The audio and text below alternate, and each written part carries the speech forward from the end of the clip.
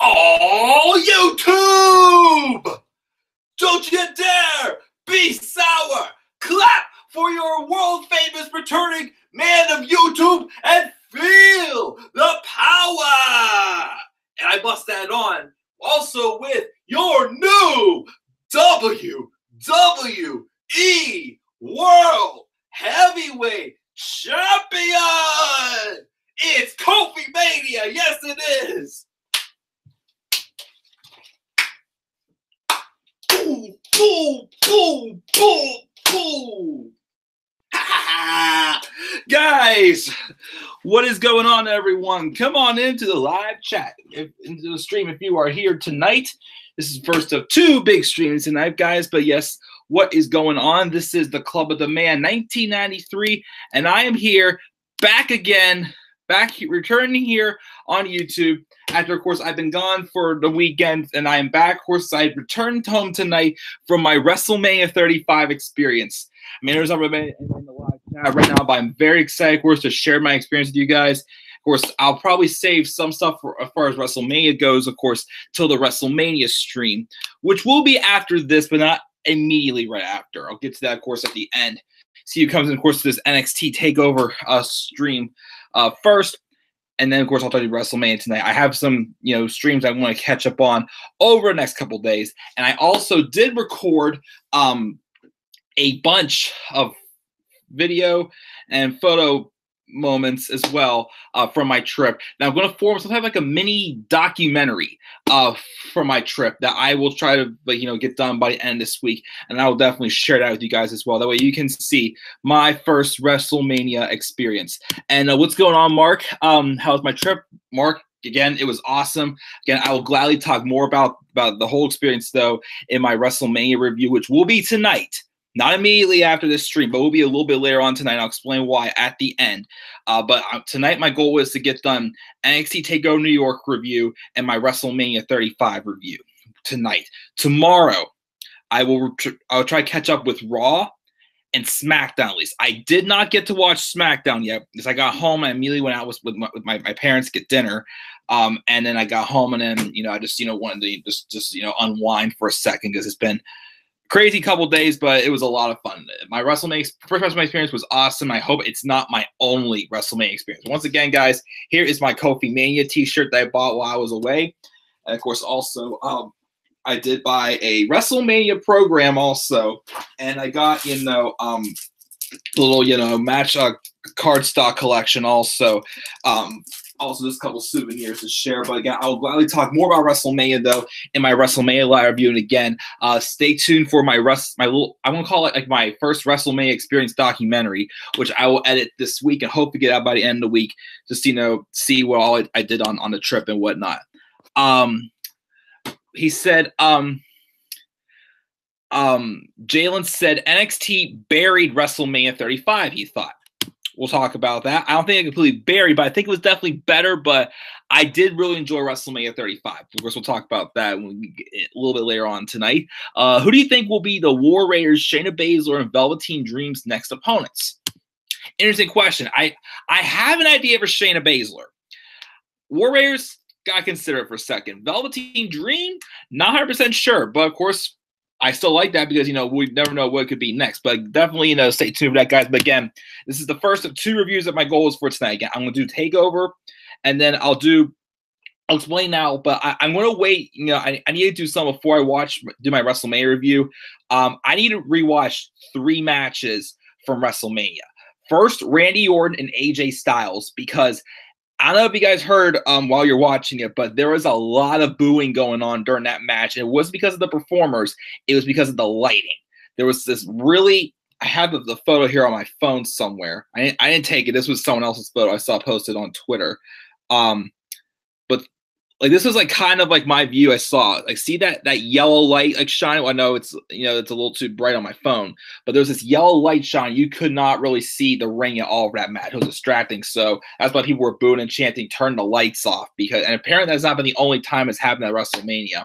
So I want to rewatch that match. And then I actually was not sitting in my seat during the Rey Mysterio, Samoa Joe, and the Roman Reigns Drew McIntyre match because my phone battery was going a little low.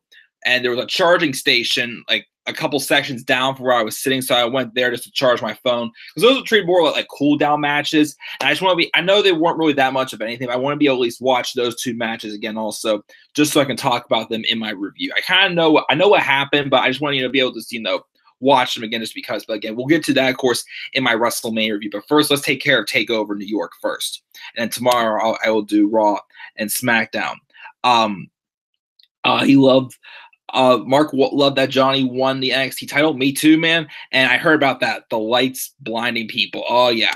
Again, we were pretty mad. Again, it took them turning the light from yellow to red for it to actually look better, basically, with the stage.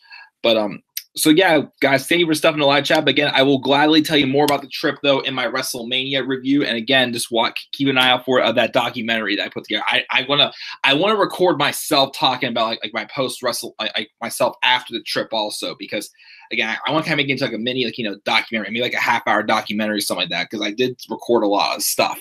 Well, as much as I was able to. Got some reactions, got some photos as well. I tried to post some to Twitter, but of course, you'll see later on. For sure. So let's get into my thoughts on NXT TakeOver New York, which again, the show that I still do not get why they just didn't call it NXT TakeOver Brooklyn. Like my friend I went with kept saying, if they wanted to at least call it NXT TakeOver New York, they should have had it in like Madison Square Garden or something like that for a change. It's still in Barclays. It's in the building where NXT made like history, having their first, more worldwide, pay-per-view.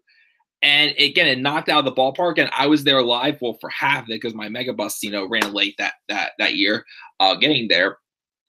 But it has like a historical moment. Why did they just call this NXT TakeOver Brooklyn 5? I still do not get it. Like this is just NXT TakeOver in New York. But overall, though, I gotta say I really enjoyed it. Of course, I still wouldn't say it didn't. It almost to me got like a legendary status, which would be like the A+ grade. It was better than TakeOver Phoenix. I mean, TakeOver Phoenix was good. There was some weak parts in it, but it was still a good show. I really enjoyed Phoenix. I say I enjoyed New York though a little bit better though. We had 5 championship matches. We had an incredible swan song. We had a match getting someone to the next level. We had a big title change. We had a solid women's fatal 4-way, which I thought was good. But the women's fatal 4-way, I'll say right now, I thought was the weakest match on the show. But it was still a good match. Don't get me wrong. It was still a great match. It was a fun match to watch. Main event, though, we have a lot to talk about that match. I kind of felt it was like a tale of two stories at some point. Not tale of two stories, but a tale of two emotions during that match, I felt. But yeah, so I'll get to that, of course, when we talk about these matches. And it's like I peeked at the live chat real quickly. Mark also, I heard all about how people had to find other ways to get home because WrestleMania was on so late. Yeah, apparently the New Jersey Transit people were really pissed off. Apparently they thought the show was supposed to end at 10:30. Well, luckily though, I was sitting down in section 126, so I got out in a good time. Like I left probably the show ended about like 20-25 after. I got back to my hotel at 2:20. But yeah, it was crazy trying to get out for sure. And then it started to rain. Like when I got back to my hotel, it was starting to rain. People were still at MetLife Stadium when it was raining. So yeah, it was pretty ridiculous for sure. Do you think Ciampa is turning babyface? I will definitely address that at the end. But thank you for your stuff as always, Mark. So let's talk about NXT TakeOver New York. So we opened up with the NXT Tag Title match. The War Raiders taking on the winners of the Dusty Rhodes Tag Team Classic, Ricochet and Aleister Black. And of course is basically Ricochet and Aleister Black's swan song from NXT. Really fun tag matches. I definitely expected this to be. I do kind of like the story about how yes, they're putting on a great tag team match, bring out the best in them. But, the War Raiders, it looked like a match I was saying, hey, let's put on our best efforts here. But, thank you for all you've done, basically, for this brand, basically. It was like not a nostalgia act because, these guys still have, years left on their careers for sure. Years left. I hope so. I mean, I'd hope to say that. But it felt like, I got tongue twisted there. Like, honoring 2 stars but still putting on a solid match. That's why I thought it was. Not, I mean, it was definitely like not just solid. It was better than a solid match for sure. Had some great, near falls and counters, especially towards the end. Some great, fast paced action. I like my favorite parts of this match for sure was whenever it looked like Hanson and Ricochet were literally trying to outdo each other with, high flying, flipping the cartwheels, all other things. Again, Hanson, I would love to see him have a match with maybe like Keith Lee, maybe someday, two, bigger weight men, not saying not like heavier looking men who can move like cruiserweights. I would love to see that a match with Hanson having someday, but literally they were just doing that their little crazy stunts and whatnot in there. Some of the crazy near falls, just brawling around. There was a couple times where I thought that maybe they would pull off Aleister Black and Ricochet winning the tag titles. Of course, there was a time also where the Warriors, I think, stacked like each other on top of one of them, and on top of Ricochet. Aleister Black had to do like a double foot stomp, something like a coup de grace, to break up that pinfall. Of course, there was one spot towards the end. I remember where Aleister Black was just jawing off. I think it was Rowe. He did a black mass. He tagged in Ricochet, and Ricochet did like a 630, but that got broken off. There was just a lot of chaos, a lot of action. But again, it looked like a match that it was doing the job had to do, be a tag team championship match, but it also it was basically celebrating the NXT careers of Ricochet and Aleister Black. And of course, eventually, they would hold them off and they would get the victories. And afterwards, they just showed a sign of respect. Of course, Ricochet was a little emotional, and, they just just Warriors showed a bunch of respect. It was a great moment for sure. Definitely, thank these two stars for, Aleister has been in NXT for 2 years. Ricochet only in for 1, but these two have definitely, been some of the bigger names for sure that are going to be heading up to the main roster full time, and hopefully, do more than just tag team action here, people. They're more than just a tag team. They're well developed single stars. I mean, yes, don't get me wrong. They're don't get me wrong. Again, they're they're they're a fun team together. But I just again, these guys are just more than a tag team. They're superstars. They're, world championship material. I mean, Ricochet, I feel, may get a run with a mid-card title first, but I do think he can be a world champion someday. Aleister Black is a prime candidate to begin a rocket ship push. I feel like he can already, give him a couple matches, give him couple victories. He'll be ready to, be in the main event type scene very soon if, they book him right as a single star on the main roster.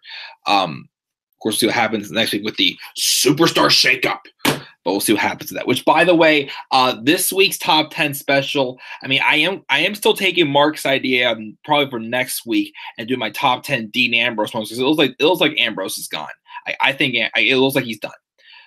We're going to talk a little bit about more of that in my Raw review. But I think this week, because of me trying to catch up on reviews and being behind, I think I'm going to limit my top 10 special this week just to my Superstar Shakeup predictions, which will probably be sometime Thursday, I gotta say. We'll see again what happens with my schedule. I do have a busy couple days here. Getting back and having a couple client meetings. And again, of course, my softball season starts again this weekend. So I have a sports mixer on Friday, and then games now Sundays, except for Easter, of course.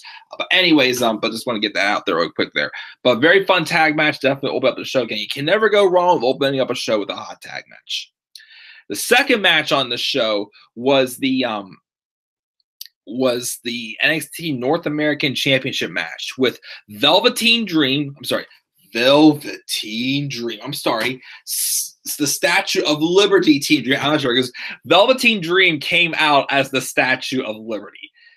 It was awesome, but again, nothing beats him coming out on that couch a couple weeks ago. I seriously want to literally just sit on my couch, put a green screen behind it, and just pretend I'm just record me coming out like I'm the Velveteen Dream just on that couch. Again, that was priceless. Taking on, if I shall say his name the way Velveteen Dream does, Matthew Riddle. Another really good match here. This was, I mean, even though Matt Riddle had a few with Cassius Ohno, which, the matches were good, but let's be honest, Cassius Ohno was not, well, in just regular NXT, was not built on a complete main event level at the point he was at. So this is kind of him, Matt Riddle, having his first singles action against like an even bigger star. He was in the Fatal 5-Way recently and had a really great performance. The Fatal 5-Way for number one contender, for the person who was going to be facing Johnny Gargano for the vacated NXT Championship, which is trying to be Adam Cole, baby.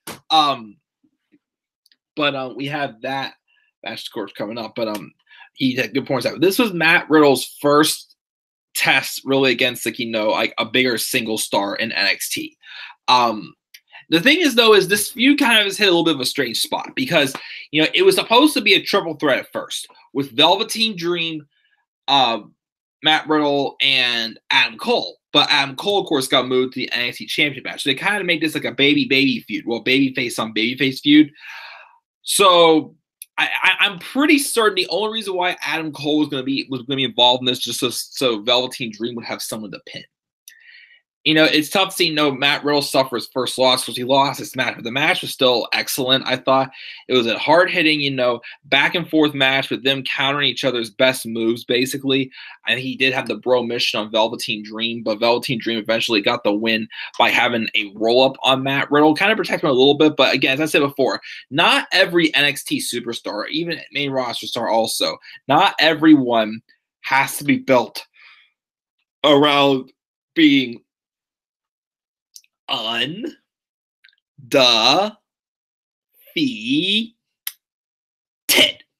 Not everybody has to be undefeated in NXT their first several months. They can take a loss like here and there. Like it's completely fine.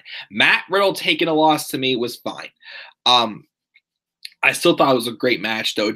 It just showed that Matt Riddle is legit and can, hang with these guys. Because Velveteen Dream, yes, he's North American champion, can easily be NXT champion if he wanted to.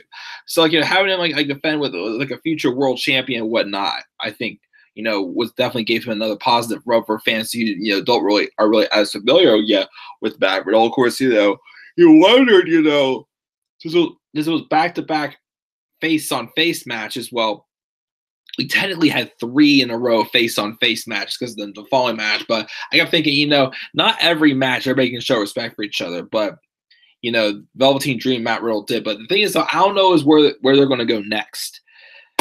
If they continue the feud with Velveteen Dream and Matt Riddle, though, I feel they may turn one of them heel. I mean, my honest opinion, though, Matt Riddle, not sure. Maybe I give a chance to heel. Not sure though if I'm completely for him turning heel. So I still think he's fine the way he is. Velveteen Dream.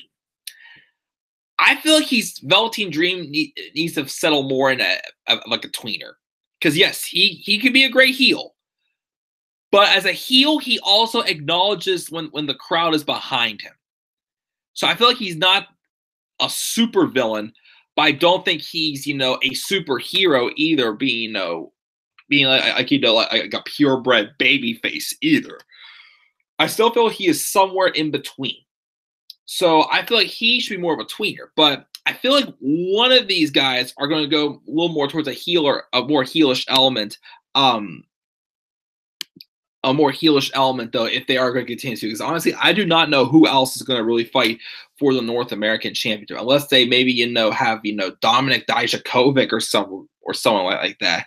Feud with Velveteen Dream, or maybe Adam Cole if the Undisputed Era is sticking around.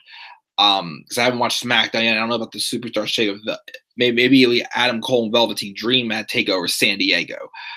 Who knows? So it's definitely very tough. Again, another close match. Again, Matt Riddle almost won it, but I picked Velveteen Dream only because I didn't want to see 2 champions in a row lose their title. And 2 back-to-back North American champions lose their title in their first title defense. I want to see Velveteen Dream at least have a couple months with this championship. Because I feel now Velveteen Dream will probably be up on the main roster after SummerSlam. I feel like the Raw or SmackDown after SummerSlam. Well, then again, who knows what's going on now? People were showing up on Raw last night. They're on SmackDown. So I don't know what's going on with the brand split in general. But yeah, that's what I think is going to happen. So we had that match. The third match, believe it or not, was one of my favorite matches of the night. I still can't decide which match I like better. The UK title match or the NXT Championship match. I still can't decide which match I like better. But this one I thought was a really good match. And here's the thing, again, when watching this match, on an NXT show, it definitely is a little tougher to get behind it because the crowd is not as into it. Yes, people know Pete Dunne from, because he was, of course, at NXT before NXT UK became a thing. But only worldwide fans really know Walter. And, if you watch NXT UK, they're familiar with most of these wrestlers because they know them because they've wrestled more around the world. Us in America, we don't know them as well. So that's why, the reactions aren't as hot as they are in NXT UK. Of course, I knew the story going into this match. Basically, just, Walter's just a new big name that came into NXT UK that everybody's, talking about. And Pete Dunne wanted to prove himself when he was told he had the opportunity to defend his title at TakeOver New York, which once again, 685 days his title reign ended up being.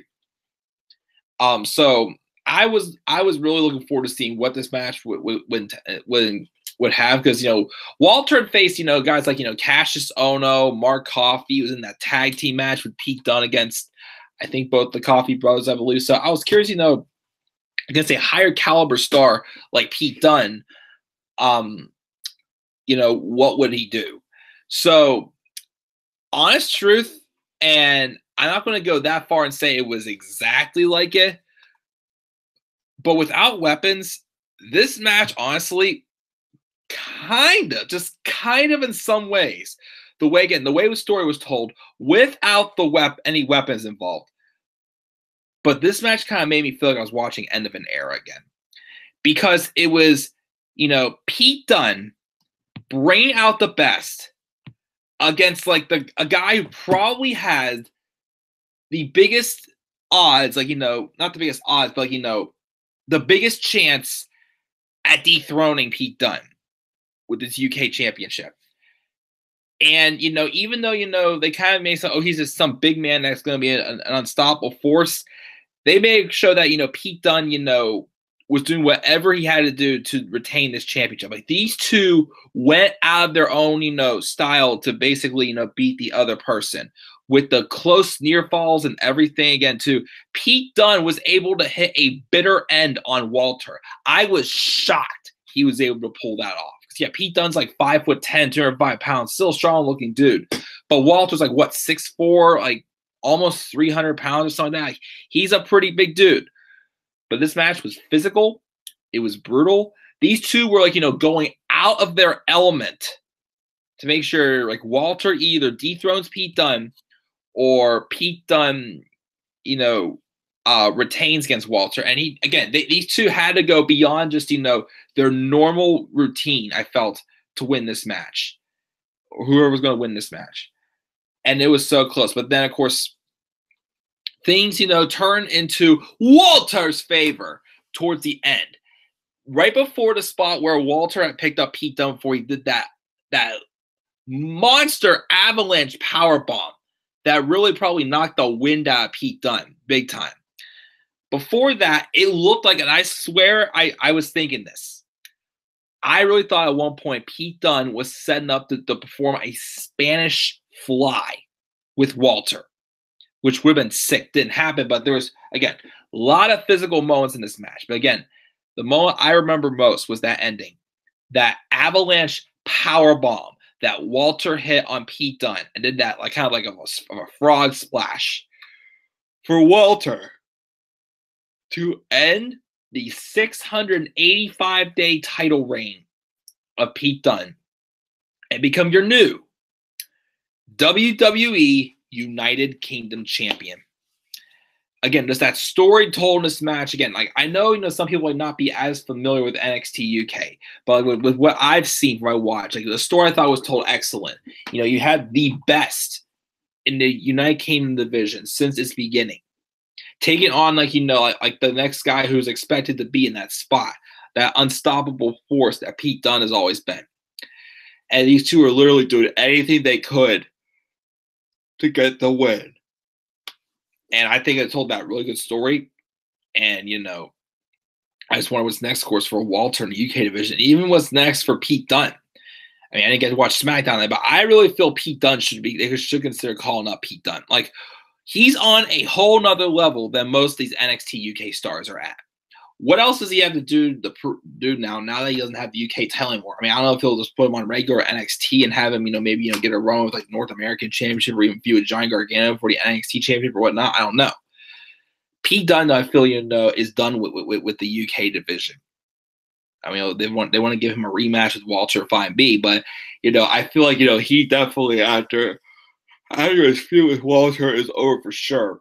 He should consider they should consider putting him on a different brand, because I feel like he's done all he can. Like, just having him hanging around. So I feel like what Cedric Alexander looks like in the Cruiserweight division right now. He's just like hanging around there, where I know they could be doing bigger things with him if they would put him on like SmackDown or something. But of course, again, we'll talk about that in my Superstar Shakeup also, and of course more of my WrestleMania video as well. So let's check the live test since we're about halfway through. Let's see here. Mark says, I feel sorry for Bianca because this is the second time she came up short. Yeah, I'll talk about that for sure. How I wish it was someone else who would have, tapped out to the or tapped out to Shayna. I'll get to that, of course, in a second. The one thing he didn't like was the Warriors used the same entrance as TakeOver Phoenix. That is true. They kind of did. It was still cool though. But again, my favorite entrance was still that Statue of Liberty Velveteen Dream. That was amazing. Which the Statue of Liberty was actually right across the pier from where WrestleMania Access was, by the way. I took a photo of it, but you'll probably see it in my my WrestleMania documentary. Top 10 Lars Sullivan dream matches. That's actually not a bad idea since Lars Sullivan debuted on the main roster last night. Let me add that one in there. Thank you, Mark, for that one. Top 10 Lars Sullivan dream matches. Glad to see definitely Lars made it to the main roster. Yes, I did hear the rumors about Ronda's hand injury, and apparently AJ Styles is injured, has a hip injury, which doesn't look too good. So we'll see what happens with those. He thought that Matthew had it. He could have. Hey, Tyler, thanks for joining me live. Welcome back, definitely. Good luck to the UK roster trying to take the title off of Walter. Yeah, I don't know who would. I mean, I feel maybe Zach Gibson once him and James Drake drop the UK titles, but I'm not sure. Another thing is those two. I feel like if NXT UK is going to gain any more attention, I do feel they should try to get some of their UK stars to have a couple of matches like NXT or something like that. Because again, like the UK crowd, the global fans, they know these guys very well. Their chants, of course, are always loud and everything, but the people in the United States, they don't know them as well. So I feel like some of these guys should appear here and there in just regular NXT, because of that. Then they'll be able to give people to watch what people don't get into the UK product. But once again, it's tough because, there's how many shows now? 5 shows now to watch weekly again. Raw, SmackDown, 205 Live, NXT UK, and NXT. Like, what's going to be next? NXT Latino or NXT China, NXT Japan? Who knows? I mean, before, we see more, wrestling around the world. But again, if we're creating so many shows, then it kind of, burns you out. But yes, thank you for stuffing a lot of chat, guys. Let's do the last 2 matches.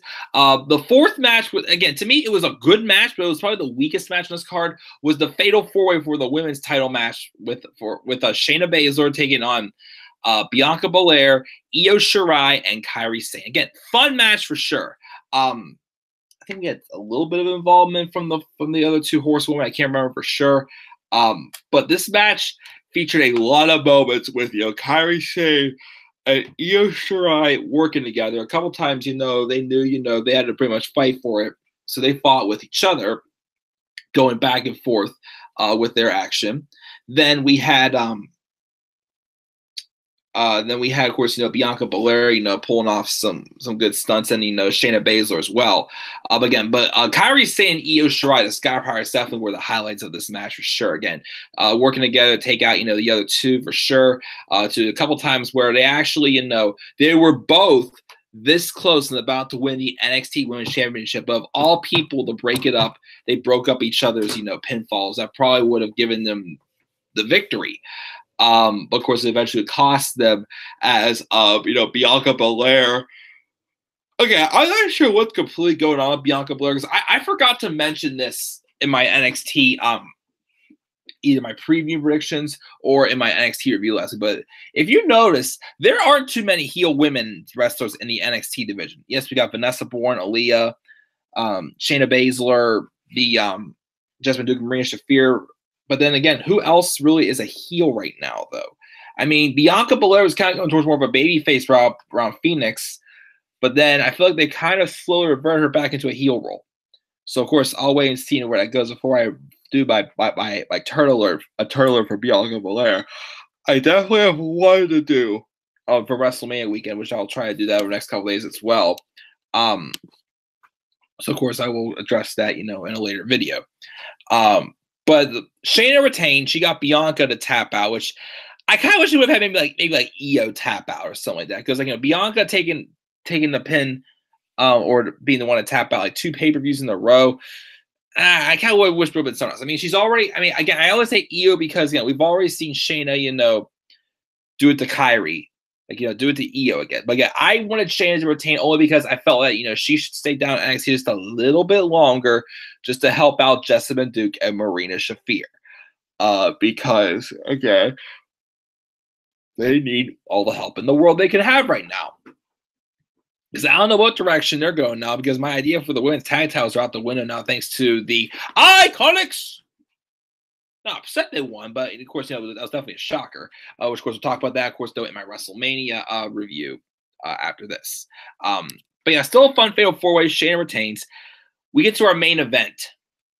Johnny Gargano, Johnny Wrestling, taking on, say it with me, guys, Adam Cole, baby! Adam Cole, baby. This match, the first 2 falls were fine. I felt like, though, I was watching just a normal match you'd see on, Raw or SmackDown or NXT. It felt just like, just a regular televised match. It wasn't really getting to, that next level yet. That third fall, though. The battle for that third fall was a complete game changer. Obviously, Adam Cole had fired his best shots at Johnny Gargano. Johnny Gargano fired his best shots against Adam Cole. Of course, such as, there was a couple times I think Johnny Gargano actually took the last shot to the back of his head, and he somehow still kicked out of them. Things really, I felt, grabbed my attention. Keep in mind, this was at a time also, it was a couple minutes, around 10 o'clock. I was starting to panic because I wanted to see this main event so bad, but I had to get going to get to Dan's house to be able to catch our mega bus for 11 o'clock, which I did not sleep well that night on the bus. Let me put you that. But you will, of course, hear that story in my WrestleMania documentary. But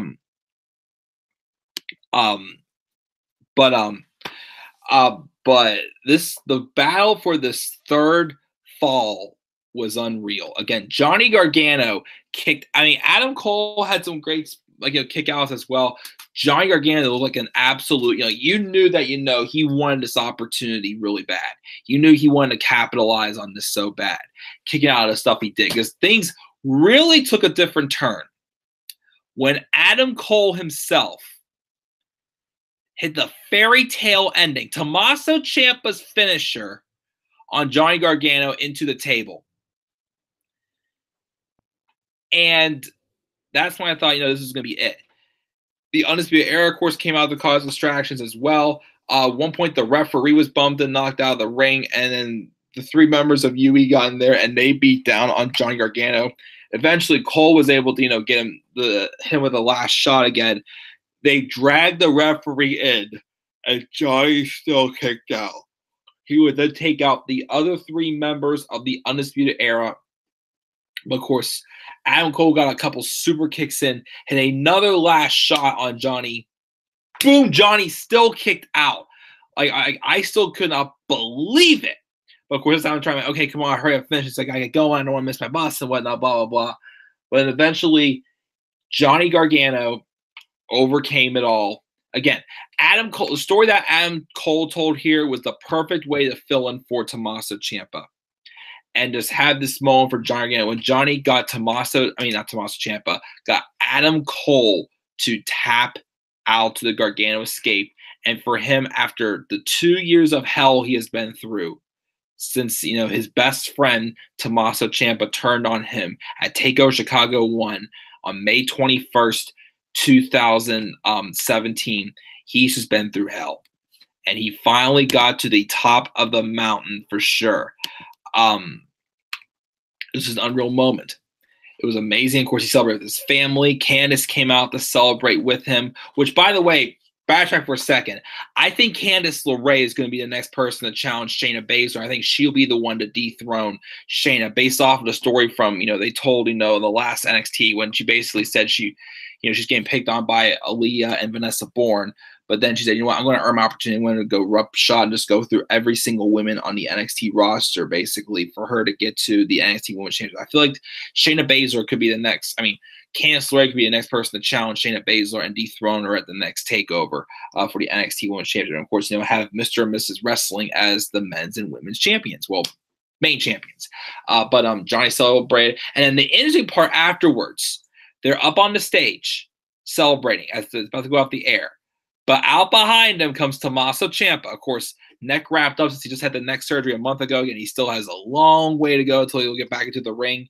He comes out, and he congratulates Johnny. They embrace. Even Candice gets involved. They embrace, and he pretty much endorses them. Was this a face turn? I'm not sure. I'm not sure this is – here's the thing. It could have either been just kayfabe-wise and him congratulating Johnny, or – Tommaso Ciampa, at the end of the story, was supposed to be a baby face again, and it was him basically just, burying the hatchet with Johnny or whatnot. Here's the thing. Knowing, NXT, 99% of the time, things make sense. This may have been how the story was supposed to end, with Johnny winning and then him and Ciampa, kind of rekindling their friendship in some ways, just settling their score basically, and just picking things back up again or something. I don't know. So I can't say for sure that Tommaso Ciampa is a babyface. The only way I will know is when he comes back. So I'm not too sure yet. So I can't really say for sure. I think he's a face or a heel. I still like him to be heel because he is definitely one of the best in the business when he's a heel. But we'll see what happens when he gets back. Guys, that is my NXT TakeOver New York live review. Check the poll, my old polls on Twitter from Friday, and then I'll check the live chat one more time. Again, what grade would you give NXT TakeOver New York? 6 votes from that. Everyone voted A. It was match of the night. 5 votes. Everyone voted for the NXT Championship match. Again, I still can't decide which match I like better, the NXT Championship match or the NXT UK. Or the United Kingdom title match. They were both really good. Maybe NXT title match because it's been a long time coming story for Johnny Gargano. Everybody's got concluded. So I'll give it the NXT title match as well. And I give this grade a flat A. I'm not an A-. I was going to give this an A-, but I gave TakeOver Phoenix an A-. And I did enjoy the show more than Phoenix. But I did think it didn't quite hit legendary, but it still, was an awesome show. I give it just a straight A. It's a normal A, not an A+. Just an A. Check the live chat one more time. And then again, guys, I'm going to take a brief break because I want to rewatch Orton and Styles because, again, of the bad lighting. It blinded me at Mania, so I want to rewatch that match to review it. And again, even though they weren't that good, but I didn't see them because I was at a charge station charging my phone, I want to watch Mysterio and Joe and Reigns and McIntyre just so I can be able to talk about those matches. I didn't see those. Again, I went to the charging station at MetLife Stadium to charge my phone during the match. So those were kind of treated like cool down matches from the Kofi Mania moments, brother. He was there, of course, also as we all know. And of course, another surprise happened at Mania. We'll talk about that, of course, in my WrestleMania review, which will be next. But again, let me rewatch those 3 matches, and then I will come back up here and review WrestleMania again. And tomorrow, again, will be Raw and SmackDown for sure. And then 205 Live, NXT UK, and NXT will be whenever I'm able to do it. And again, I'm going to have my top 10 special stream this week. Instead of being a top 10, to be my Superstar Shakeup predictions. And, of course, again, hopefully some this week, if not, that definitely by the end of next week, I will get my WrestleMania experience documentary, with all my photos, the videos I took, edit into, something like, you know, a WWE Chronicle or like a 24 special style video, basically, I want to record. Because again, I always keep saying, you know, I'm a videographer, but I only have limited tools at home. I want to be able to still show you guys, you know, some of my tools I use for my professional work as well. So that's what I want to do with this documentary, even though, again, I use my cell phone to do everything, but, you know. But let's check the live chat, of course, and see what happened, and see what we got here, and then I'll go watch those 3 matches, and then I'll come back up here and review WrestleMania 35. So in the live chat, yeah, I hope AJ's okay too. He's happy that Seth beat Brock and AJ defeated Randy. Mark's 3 favorite 4 wrestlers: 1, Seth, Kofi, Finn, and the man, Becky Lynch. Oh, that was awesome to have all of them win. And one of the shockers of WrestleMania, Hawkins actually ended his losing streak. We'll definitely talk about that for sure, because I end up getting there in time to watch all the pre-show matches. I didn't mean to, because we only got there early because, again, of the possibility of you know, having to wait in a long line to get in, but we got in pretty quickly. So that's why I ended up not missing anything at all whatsoever. But only pre-show match I actually wanted to see was the Cruiserweight title match. But of course, again, we will talk.